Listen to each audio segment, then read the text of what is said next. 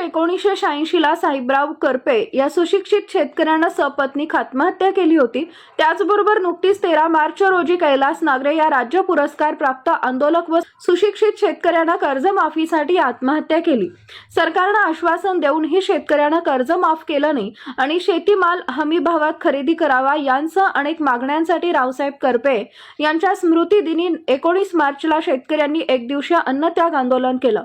शेतकरी नेते प्रकाश पोहरे यांनी माणा येथील एका सभेत या अन्नत्याग आंदोलनाला उपस्थित राहण्याचं आवाहन शेतकऱ्यांना केलं होतं। दरम्यान त्यांच्या आवाहनानुसार तालुक्यातील शेतकऱ्यांनी राजू वानखडे यांच्या नेतृत्वात या अन्नत्याग आंदोलनाला उत्स्फूर्त प्रतिसाद देत शेकडो शेतकरी या आंदोलनात सहभागी झाले होते। आश्वासन देऊनही शासनानं कर्जमाफीसाठी अंदाजपत्रकात तरतूद न केल्यानं हा आंदोलनाचा पवित्रा शेतकऱ्यांनी घेतलाय।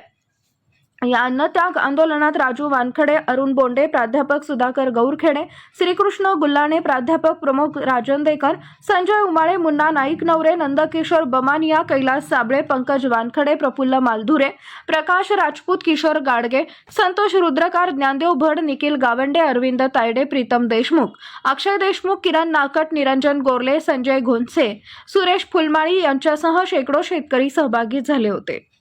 विद्यमान उच्च न्यायालय किंवा सर्वोच्च न्यायालयामध्ये आपली बाजू कशी मांडता येईल याचा प्रोफॉर्मा तयार करू आणि सरकारने इलेक्शनच्या अगोदर त्यांच्या जाहीरनाम्यामध्ये जे वचनं दिले त्या वचनाची पूर्तता करण्याकरता आम्ही पूर्ण सर्व पाठिंब्यांनी पूर्ण वकील संघातर्फे त्याचा पाठपुरावा करून त्याच्यातून मार्ग काढून सरकारवर न्यायालयाचा दबाव आणून ह्या आश्वासनाची पूर्तता करण्याचा पूर्णपणे प्रयत्न करेल। याच्यामागे आमचे सर्व सहकारी वकील बंधू योग्य तोपरी आपल्या पाठीशी किंवा आपल्यासोबत आहेत हे बोलून मी माझे 2 शब्द संपवतो। तुमच्या या हक्काच्या लढाईमध्ये आम्ही सगळे वकील बंधू तुमच्या सोबत आहोत। तुम्हाला जेही छोट्यातली छोटी अशी कुठलीही मदत असेल तर आम्ही करण्यास तयार आहे।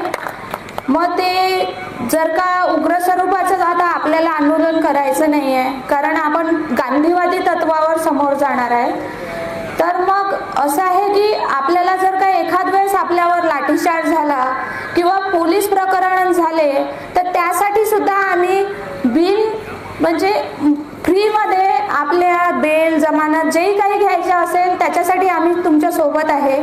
तसंच माननीय मुख्यमंत्री फडणवीस साहेब आपल्या इथे मूर्तिजापूरला निवडणुकीच्या आधी आले होते। त्यांनी सभेत अशी घोषणा दिली होती की आम्ही संपूर्ण कर्जमाफी करू, परंतु ते त्यांच्या वाक्याला मुकले। आज जे आता या वर्षीचा अर्थसंकल्प सादर करण्यात आले त्यामध्ये आपल्या गृहमंत्री किंवा उपमुख्यमंत्री यांनी आपल्या शेतकऱ्यांसाठी कुठल्याही प्रकारची कर्जमाफीची घोषणा केलेली नाही आहे। त्याच्यासाठी मी आमच्या वकील संघातर्फे तीव्र निषेध करते। ही एकदम म्हणजे या घटनेला बोलायला म्हणजे माझ्याकडे काही शब्दच नाही आहे, कारण इतकं निष्ठुर सरकार मी आजपर्यंत पाहिलं नाही आहे। याच्या आधी संपूर्ण कर्जमाफी झालेली आहे आणि आपला भारत देश हा कृषीप्रधान देश असल्यामुळे आणि आपली भारताची अर्थव्यवस्था ही आपल्यावर अवलंबून असल्यामुळे त्यांनी आपल्याला कर्जमाफी द्यायलाच पाहिजे। आणि आजच्या आणि यानंतरचे जेही तुम्ही आंदोलन म्हणा, सभा म्हणा, कार्य कुठल्याही प्रकारचं छोटं मोठं कार्य कराल त्यासाठी आम्ही आमच्या वकील संघातर्फे संपूर्ण पाठिंबा देऊ।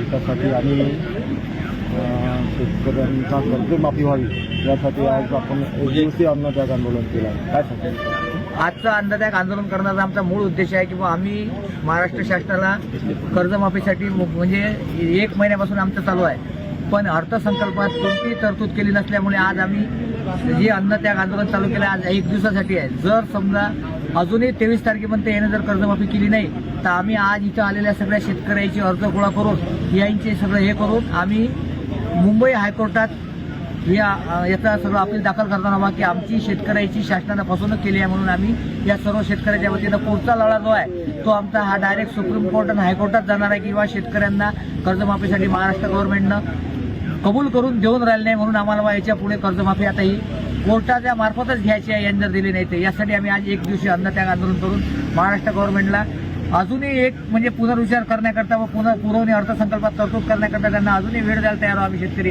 किंवा तुम्ही आमचा विचार करा. सगळ्यात महत्वाची गोष्ट म्हणजे महाराष्ट्र सरकारनं जर सांगून राहिले किंवा आमच्याजवळ पैसे नाही. आपण काही दिवसापूर्वी आठवण मोर्चा काढला होता आणि ते आंदोलन केलं होतं.